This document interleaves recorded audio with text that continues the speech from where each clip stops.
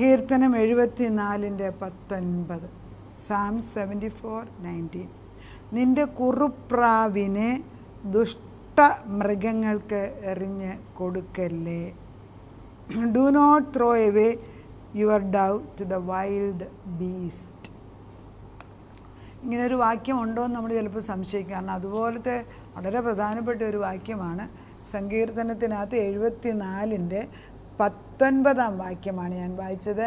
നിന്റെ കുറുപ്രാവിനെ ദുഷ്ടമൃഗത്തിന് ഏൽപ്പിക്കരുത്, നിന്റെ എളിയവരുടെ ജീവനെ എന്നേക്കും മറക്കരുത്.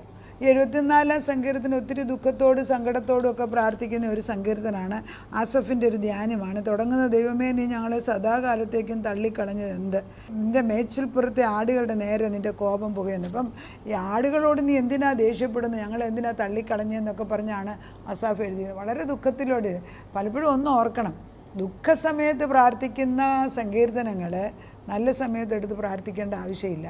നല്ല സമയത്ത് പ്രാർത്ഥിക്കാൻ പ്രത്യേക സങ്കീർത്തനം വേറെ ഉണ്ട്. നമ്മൾ 23 എടുത്തു, യഹോവ എൻ്റെ ഇടയനാകുന്നു. പിന്നെ നമുക്ക് 100-ാം സങ്കീർത്തനം എടുക്കാം, പിന്നെ 121-ാം സങ്കീർത്തനം. അതൊക്കെ നമുക്ക് എപ്പോഴും വേണമെങ്കിൽ ദൈവത്തിന്. പക്ഷേ ദുഃഖത്തിന് 20-ാം സങ്കീർത്തനം, അയ്യോ എൻ്റെ കഷ്ടം. നമ്മൾ ഈ കഷ്ടം വലിച്ചു വെക്കാൻ വേണ്ടി അതൊന്നും എപ്പോഴും പറയേണ്ട ആവശ്യമില്ല. അത് ഓർക്കണം. ഓരോ സങ്കീർത്തനം ഈ വേദപുസ്തകത്തിൽ നന്മയും തിന്മയും ഒന്നിച്ചെഴുതി വെച്ചിട്ടുണ്ട്. പക്ഷെ അത് വിവേചനാത്മാവോടുകൂടി ഏത് സാഹചര്യത്തിൽ ഉപയോഗിക്കണമെന്ന് പരിശുദ്ധാത്മാവ് നമ്മളെ പഠിപ്പിക്കുന്നുണ്ട്. 20 തുടങ്ങുന്ന സങ്കീർത്തനം, യഹോവ കഷ്ടകാലത്ത് നിനക്ക് ഉത്തരം അരുളുമാറാകട്ടെ, യാക്കോബിൻ ദൈവത്തിൻ്റെ നാമം നിന്നെ ഉയർത്തുമാറാകട്ടെ. അപ്പോൾ കഷ്ടകാലത്ത് നിനക്ക് ഉത്തരം അല്ലെന്ന് കഷ്ടകാലം ഉള്ളവർ പറഞ്ഞാൽ മതി. എല്ലാ ദിവസവും കഷ്ടകാലം അല്ലല്ലോ. വെറുതെ കഷ്ടകാലം എന്നും പറഞ്ഞ് ഇല്ലാത്ത കഷ്ടകാലം വിളിച്ചു വരുത്തുകയും ആവശ്യമില്ല. They are all important because നമ്മൾ നാവുകൊണ്ട് പറയുന്നത് സംഭവിക്കും. നമ്മൾ അറിഞ്ഞോ അറിയാതെയോ അത് വേദപുസ്തകത്തിലുള്ളതെന്നും പറഞ്ഞ് ചുമ്മാ പറയാനല്ല. വിവേചിച്ചിട്ട് കർത്താവ് പറയുന്ന വാക്യങ്ങൾ ദൈവം നിയോഗിച്ച സമയത്ത് പറയുന്നതിലാണ് ബുദ്ധി ഇരിക്കുന്നത്. ഇതിനകത്ത് എല്ലാം ഇടകലർന്ന് കിടക്കുകയാണ്. ഇതിനകത്ത് നന്മയുണ്ട്, അനുഗ്രഹമുണ്ട്, തിന്മയുണ്ട്, ശാപമുണ്ട്, എല്ലാം ഈ വേദപുസ്തകത്തിൽ എഴുതി വെച്ചിരിക്കുക. അതിൻ്റെ റീസൺ പാപസംബന്ധമായി മനുഷ്യൻ വീണതോടുകൂടി എല്ലാം കൂടെ കലയും. അതാണ് നന്മ തിന്മയുടെ വൃക്ഷത്തിൻ്റെ ഗുണം. ഏതാ നല്ലത് ഏതാ ശരിയെന്ന് അറിയത്തില്ല. ഇപ്പോൾ ദൈവത്തെ അറിയാത്ത ഒരു മനുഷ്യനോട് നമ്മൾ വേദം ഓതിയാൽ അവനൊരു കാരണവശാലും നമ്മൾ പറയുന്നത് സ്വീകരിക്കത്തില്ല. ചുമ്മാതെ പള്ളിയിൽ പോകുന്നവരും ആത്മാവിൽ പള്ളിയിൽ പോകുന്നവരും രണ്ടാണ്. ആത്മാവുള്ള ഒരു വ്യക്തി സാധാരണ ഒരുത്തനോട് പറഞ്ഞ് അവരുടെ തലയിൽ കയറത്തില്ല. അവർ പറയുന്നത് നമുക്കും മനസ്സിലാകത്തില്ല. തട്ടുകളുണ്ട്. അതിന് കർത്താവിനറിയാം എന്താ ചെയ്യേണ്ടിയെന്ന്. ഇവിടെ ഒരു ചോദ്യം, ഈ ഒരു പോയിന്റ് ഞാൻ എടുക്കുന്നതിൻ്റെ റീസൺ, അടുത്തിടെ ഒരു അമ്മ വിളിച്ചേച്ച് അവരുടെ മകള് വേണ്ടാത്തൊരു വഴിയിൽ പോകുന്നു. നമ്മൾ വളർത്തിക്കൊണ്ട് വന്ന കുഞ്ഞ് വിവാഹം കഴിക്കാനാകുമ്പോൾ അവൾക്ക് ഇഷ്ടമുള്ള ഒരു പുരുഷനെ സത്യദൈവത്തെ അറിയാത്ത ഒരാളുടെ പോകുന്നു പറയുമ്പോൾ എങ്ങനെ പ്രാർത്ഥിക്കണം എന്നറിയത്തില്ല. ഒരു പക്ഷേ അവരുടെ ബലഹീനതയായിരിക്കാം. മനുഷ്യരല്ലേ, ബലഹീനതയായിരിക്കാം. അത് പറഞ്ഞിട്ട് കാര്യമില്ല. ഇപ്പോൾ ഉണ്ടോ? ബിക്കോസ് നമുക്ക് നഷ്ടപ്പെടുന്ന നമ്മുടെ കുഞ്ഞാണ്. ആ സമയത്ത് എങ്ങനെ പ്രാർത്ഥിക്കണം എന്നറിയത്തില്ല. അപ്പോഴാണ് ഈ സങ്കീർത്തനം മുമ്പിലോട്ട് കടന്നു വന്നിട്ട് പറയുന്നത്, ദൈവമേ, നമ്മൾ സങ്കടപ്പെടുകയാണ്, ദൈവമേ നിൻ്റെ കുറുപ്രാവിനെ ദുഷ്ടമൃഗത്തിന് ഏൽപ്പിക്കരുത്. ഇവർ കുറുപ്രാക്കളാണ്. കുറുപ്രാക്കളിനെ ഒന്ന് പിടിച്ച് ഞെക്കി അതങ്ങ് എത്തുപോകും. അത് വളരെ സെൻസിറ്റീവാണ്. അപ്പോൾ എവിടെയോ ബുദ്ധി മന്ദിച്ചു. വേണ്ടാത്ത സ്ഥലത്ത് എവിടെയോ പോയിരുന്നു. ഒരു പക്ഷേ ജോലിക്ക് വന്നിരുന്നപ്പം അവിടെ അതിന് ഓപ്പോസിറ്റായിട്ട് വന്നിരുന്ന വ്യക്തി കുറേ സ്നേഹം കാണിച്ചാണ്. പക്ഷെ അന്നേരം നമ്മുടെ ബുദ്ധി മന്ദിച്ചിട്ട് അവനോട് കൂടുതൽ സ്നേഹം തോന്നിക്കും. അന്നേരം ഈ ദൈവാത്മാവ് പറയുന്നത് നമ്മൾ ശ്രദ്ധിക്കത്തില്ല. പിന്നെയോ കുഴി വീണ് കഴിഞ്ഞിട്ട് പിന്നെ കിടന്ന് കരയുകയാണ്. ഞാൻ ഓർക്കുന്നുണ്ട് ഒരു സ്ത്രീയെ, അവർക്ക് 3 മക്കളാണ്, ഭർത്താവ് വിട്ടേച്ചു പോയി. 3 മക്കളും പഠിക്കാൻ മിടുക്കരാണ്. ഈ മൂത്ത കുട്ടി അങ്ങേയറ്റം കഴിവുള്ള കുട്ടിയാണ്. അത് നമ്മൾ പഠിച്ചുകൊണ്ടിരിക്കുന്ന കാലത്ത് ആ കുട്ടി ഒരു അക്രൈസ്തവനുമായിട്ട് ഇഷ്ടമായി. അപ്പോൾ അമ്മ കരയുന്ന ഞാൻ ഓർക്കുന്നുണ്ട്. എൻ്റെ അമ്മയുടെ ഒക്കെ ഒന്ന് വളരെ ദുഃഖത്തോടെ കരഞ്ഞു. പ്രാർത്ഥിച്ചിട്ടൊന്നും നടന്നില്ല. നിർബന്ധം പിടിച്ച് ആ വിവാഹം തന്നെ നടത്തി. പിന്നുണ്ടായ കഷ്ടങ്ങൾ ഓരോ സമയത്ത് ആ സ്ത്രീ വരുമ്പോഴും ദൈവം അങ്ങ് നടത്തി, അത് വേറെ കാര്യം. ഓരോ സമയത്ത് അവർ വന്ന് നമ്മളോട് സങ്കടം പറയുമായിരിക്കും, അയ്യോ ആവശ്യമില്ലാത്ത ഭാരം. അങ്ങനെയല്ലേ പലതും, ആവശ്യമില്ലാത്ത ഭാരം വലിച്ചു കയറ്റി വെക്കുന്നു. നമുക്ക് ദൈവത്തെ കുറ്റം പറയാൻ. അപ്പോൾ ഈ സ്ത്രീയോട് ഞാൻ പറഞ്ഞു കൊടുത്ത വാക്യമാണ്, ഇങ്ങനെ ഒരു വാക്യം വേദപുസ്തകത്തിലുണ്ട്, അതെടുത്ത് വായിക്കുക, നിങ്ങൾക്കത് പ്രയോജനപ്പെടും. നമ്മൾ ദൈവത്തെ, നിൻ്റെ കുറുപ്രാവിനെ, ദൈവത്തിൻ്റെതാണ് നമ്മുടെ മക്കൾ, അത് എസ്റ്റാബ്ലിഷ് ചെയ്യണം. അവരേതെല്ലാം ചെളിയിലും കുന്തത്തിലും പോയാലും കർത്താവേ, നീ അവരെ വിട്ടുകളയാൻ ഒക്കത്തില്ല. ആ കുറുപ്രാവിനെ നിൻ്റെ കയ്യിൽ നിന്ന് മാറ്റാൻ ഞാൻ സമ്മതിക്കത്തില്ല. അതിനെ രക്ഷിച്ച് തിരിച്ചു കൊണ്ടുവരണമെന്ന് പ്രാർത്ഥിക്കാൻ നമുക്കൊക്കും. അതല്ലേ ഈ വാക്യം എഴുതി വെച്ചിരിക്കുന്നത്. നിൻ്റെ കുറുപ്രാവിനെ എങ്ങോട്ട് വിട്ടാലെന്നാണ് പറഞ്ഞത്? ദുഷ്ടമൃഗത്തിൻ്റെ കിട്ടിയ എന്നാ ഗുണം? അതിന് കൊല്ലത്തില്ലേ? കാരണം ഇത് സ്പിരിച്വൽ റെലമിലുള്ള യുദ്ധമല്ലേ, മാനുഷിക യുദ്ധത്തിലല്ലല്ലോ ഇത് എൻ്റർ ചെയ്യുന്നത്. നമ്മൾ ഈ മനുഷ്യൻ്റെ കണ്ണുകൊണ്ട് കാണുന്നതിലല്ല പ്രസക്തി. ആത്മീക ഗോളമാണ് ജഡീക ഗോളത്തെ ഭരിക്കുന്നത്.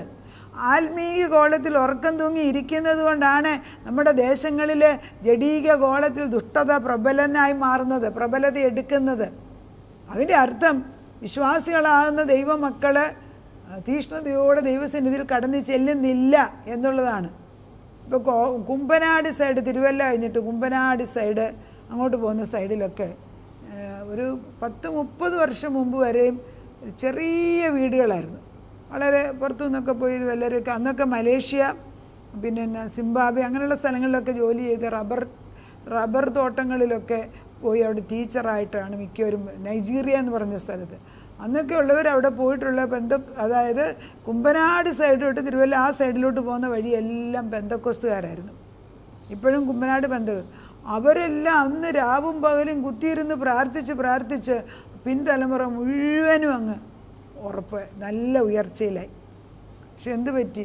എല്ലാവരും പോയി. അതുകൊണ്ടാണല്ലോ പത്തനംതിട്ട ഈ സ്ഥലങ്ങളിലൊക്കെ പോകുമ്പം പ്രായം ചെന്നവരും ഇല്ല, ചെറുപ്പക്കാരും അപ്പോൾ അവിടെങ്ങും ഇല്ല. അപ്പോൾ അവനെല്ലാം അടച്ചിട്ടിരിക്കുക. ദൈവം അനുഗ്രഹിച്ച് എല്ലാവരും പുറത്തങ്ങ് പോയി. എന്ത് സംഭവിക്കുന്നു? അടുത്ത തലമുറയ്ക്ക് ഒരു മാർഗദർശനത്തിനൊന്നുമില്ല. നമ്മൾ സ്ഥലം മാറിപ്പോകും. ദൈവം തരുന്ന അനുഗ്രഹങ്ങൾ ആ ദൈവം പറയുന്ന പോലെ ഉപയോഗിക്കുന്നില്ലെങ്കിൽ പലപ്പോഴും അത് ദേശത്തിന് പ്രയോജനം ഉണ്ടാകുന്നില്ല. ഒരുപക്ഷെ നമുക്ക് പ്രയോജനം ഉണ്ടാകും, പക്ഷെ നമ്മുടെ മക്കൾ ദുഷ്ടൻ്റെ കയ്യിൽ പോകാൻ ഒരു കാരണവശാലും അനുവദിക്കരുത് എന്ന് നമുക്ക് പ്രാർത്ഥിക്കേണ്ടിയിരിക്കുന്നു. അതാ പ്രാർത്ഥന കേട്ടേ ഒക്കത്തുള്ളൂ. കർത്താവെ, നമ്മുടെ ചൊല്ലുകയാണ് എടുത്ത്, നിൻ്റെ കുറുപ്രാവിനെ ദുഷ്ടമൃഗത്തിന് ഏൽപ്പിക്കരുത്, നിൻ്റെ എളിയവരുടെ ജീവനെ എന്നേക്കും മറക്കരുത്. അത് അറിവില്ലാതെ ബുദ്ധിഹീനത കാണിക്കുന്ന മക്കളോട് കരുണ തോന്നണമേ. അവർക്ക് അറിവില്ല, ഏത് ലോകത്തിൽ അവർ ജീവിക്കുന്നതെന്ന് അറിയത്തില്ല. അതിനുവേണ്ടി നമ്മൾ എടുത്ത് പ്രാർത്ഥിക്കുമ്പോൾ വചനം വെച്ച് നിൻ്റെ നിയമത്തെ കടാക്ഷിക്കണമേ. ഭൂമിയിലെ അന്ധകാര സ്ഥലങ്ങൾ സാഹസ നിവാസങ്ങൾ കൊണ്ട് നിറഞ്ഞിരിക്കുന്നു. ശരിയല്ലേ? നമ്മുടെ കുഞ്ഞുങ്ങൾ അറിയപ്പെടാത്ത, അത് അവർക്ക് പരിചയമില്ലാത്ത സ്ഥലത്തേക്ക് പോകുമ്പോൾ എവിടെയാ കാല് നിർത്തേണ്ടിയെന്ന് അവർക്കറിയാൻ വയ്യ. ഒരു വര വരച്ചിട്ട് ഇതുവരെ പോകാവൂ എന്നുള്ള ബുദ്ധി അവർക്ക് മന്നിച്ചു പോകുന്നു. ഇത് ക്രമേണയാണ് സംഭവിക്കുന്നത്. എന്തുകൊണ്ടെന്നാൽ ആത്മാവിൻ്റെ തീഷ്ണതയില്ലാത്തതിനാൽ. അതിന് ചർച്ചകൾ, സഭായോഗങ്ങൾക്ക് വളരെ പ്രസക്തിയുണ്ട്. അവരത് തീഷ്ണമായിട്ട് പഠിച്ചു. അപ്പം ഞാൻ ഓർക്കുന്നുണ്ട്, അവരത് തീഷ്ണമായിട്ട് പഠിപ്പിച്ചിരുന്നുവെങ്കിൽ ഈ പ്രശ്നം ഉണ്ടാകൂല. അത് ചെയ്യുന്നില്ല അവർ. പറയാൻ പേടിയായതുകൊണ്ടാണോ അത് ചെറുതായിട്ട് എടുക്കുന്നത്? ഞാൻ ഓർക്കുന്നു, ഒരു സ്ത്രീ, ഒരു അമ്മ എൻ്റെ അടുത്തേക്ക് വന്നിച്ച് പറഞ്ഞു, കോഴിക്കോടുള്ളതാണ്. അപ്പോൾ അവർ പിന്നെ അതായത് ഹിന്ദു എന്തെന്ന് ക്രിസ്ത്യാനിയായി വന്ന എന്നോട് ആ സ്ത്രീ പറഞ്ഞു, ഇവർ ക്രിസ്ത്യാനി ആകുന്നതിന് മുമ്പ് ഈ മകൾക്ക് വേണ്ടി ഒരു കല്യാണാലോചന വെച്ചിരുന്നു. അത് ഒരു ഹൈന്ദവ കൊച്ചന്. എന്നാൽ ഇവർ ക്രിസ്ത്യാനി ആയി കഴിഞ്ഞപ്പോൾ അവരിങ്ങനെ എന്നോട് പറഞ്ഞു, അവിടുത്തെ ആൾ, ആ പാസ്റ്ററാണ്, ആ പുള്ളി എന്നോട് പറഞ്ഞില്ല ഇത് ചെയ്യുന്നത് തെറ്റാണ് എന്ന്. എന്തോ ഒരു ദുരിതമാണ് ആ പെങ്കൊച്ച് വഹിക്കുന്നത്. ഇന്നും ആ കൊച്ചിൻ്റെ കഷ്ടം മാറിയിട്ടില്ല. അവർ കേട്ടോ ഇല്ലയോ എന്നുള്ളതല്ല, പറയേണ്ടത് പറയണ്ടേ. നമ്മളോട് തന്നെ ചോദ്യമാണ്. ഇനിമേ നമ്മുടെ കുഞ്ഞുങ്ങൾ വഴിതെറ്റിപ്പോകുമ്പോൾ തെറ്റാണെന്ന് പറയാനുള്ള ആളുകളുണ്ടാകണം. തെറ്റ് ശരിയാക്കാനുള്ള അവസരം ദൈവം കൊടുക്കണമെങ്കിൽ അവർ തെറ്റാണെന്ന് ആരെങ്കിലും ഒരാൾ നമ്മൾ പറയുമ്പോൾ പലപ്പോഴും നമ്മുടെ മക്കൾ മിണ്ടാതിരിക്കും, കുറച്ച് നാളത്തേക്ക് പിണങ്ങി. പക്ഷെ അതൊന്നും സാരമല്ല, നമ്മൾ പറയേണ്ടത് പറയണം. കർത്താവ് അതിനുള്ള ഒരു കൃപ തരും, നേർവഴിക്ക് കൊണ്ടുവന്ന്. പകലും ഇരിക്കുമ്പോഴും നടക്കുമ്പോഴും പോകുമ്പോഴും കിടക്കുമ്പോഴും എല്ലാം ദൈവവചനം കൊണ്ട് നിറച്ചുകൊണ്ടിരിക്കണം. ദൈവമേ, നിൻ്റെ കുറുപ്രാവിനെ ദുഷ്ടമൃഗത്തിന് ഏൽപ്പിക്കരുത്. പീഡിതൻ ലജ്ജിച്ച് പിന്തിരിയരുത്. എളിയവനും ദരിദ്രനും നിൻ്റെ നാമത്തെ സ്തുതിക്കട്ടെ. അതൊരു ദുഷ്ടൻ നമ്മുടെ കുഞ്ഞുങ്ങളെ ഉപദ്രവിക്കാൻ ഇടയാക്കല്ലേ. നമുക്ക് മാനിപ്പിക്കേണ്ടത് നമ്മുടെ ദൈവത്തിനാണ്. എൻ്റെ ദൈവത്തിൻ്റെ മഹത്വത്തിനെതിരായിട്ടൊന്നും എൻ്റെ ഭവനത്തിൽ സംഭവിക്കുക. നമ്മൾ പ്രാർത്ഥിക്കുകയാണ്. ഇത് പ്രാർത്ഥിക്കാൻ തന്ന വചനമാണ്. ദൈവമേ, എഴുന്നേറ്റ് നിൻ്റെ വ്യവഹാരം നടത്തണമേ. കണ്ട, അതവനോട് പറയുക, എഴുന്നേൽക്ക്, ഇരുന്നാൽ ശരിയാകത്തില്ല. എഴുന്നേറ്റ് നീ ഈ കാര്യം എനിക്ക് സാധിപ്പിച്ചു തരണമേ. മൂടൻ ഇടവിടാൻ നിന്നെ നിന്ദിക്കുന്നത് ഓർക്കണമേ. അതായത് നമ്മുടെ ദൈവത്തെ മറന്നിട്ട് ഈ കുറച്ച് ഈ പെൺമക്കളും നിങ്ങളുടെ ദൈവം എന്താ, നമ്മുടെ ദൈവം എന്നല്ല, നമ്മുടെ ദൈവം അവരുടെ ദൈവം, നമ്മുടെ ദൈവം അവരുടെ ദൈവം വേറെയായി മാറും. ദൈവത്തെ മറക്കുന്ന ഒരു കാലം.